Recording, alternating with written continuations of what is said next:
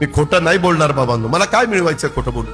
खूप काही तुम्ही प्रेम दिलं, खूप काही 4-4 वेळेला का 5-5 वेळेला उपमुख्यमंत्री झालो. माझं तर रेकॉर्ड झालं, पण तिथंच गाडी थांबते, पुढं काही जाईल.